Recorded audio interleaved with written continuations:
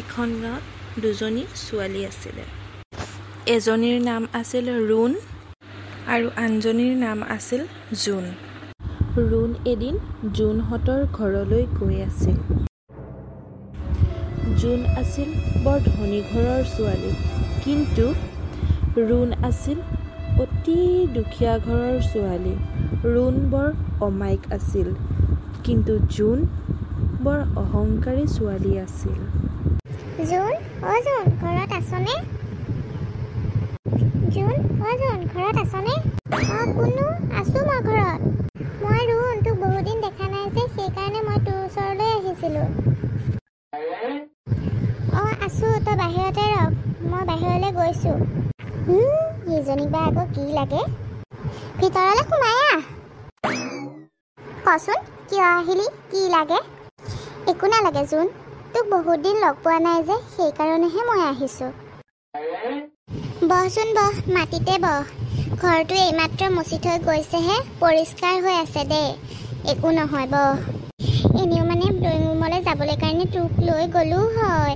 তোৰ ভৰিখন ইমান লেতেৰা হৈ আছে, কাপোৰযোৰোচোন লেতেৰা হৈ আছে। আমাৰ মানে কালি চোফা এযোৰ আনিছে, 1 লাখ টকা লৈছে। আৰু মানে নতুনকৈ টাইলছখিনি লগাই দিছে যে, আগৰখিনি বেয়া হৈ গৈছে, চেঞ্জ কৰি দিলে, সেইকাৰণেহে তোক নিয়া নাই। ইয়াতে বহ, পকাখন চাফা হৈ আছে দে, তই চিন্তা কৰিব নালাগে। নবহো দে, তোক চাবলৈহে আহিছিলোঁ, মনত পৰি আছিল।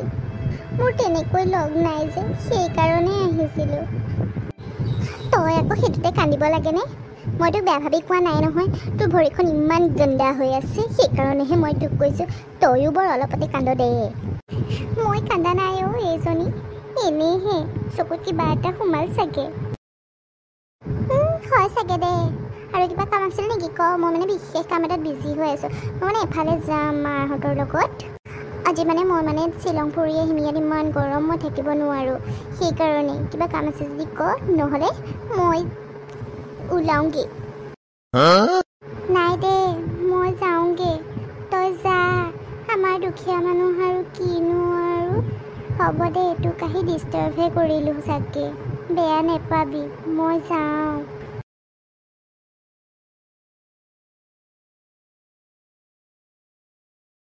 এইজনীও বাৰু সময় অসময় নোহোৱাকৈ ওলাই আহি দেই, মোৰ মুডটোৱে বেয়া কৰি দি থৈ গ'ল।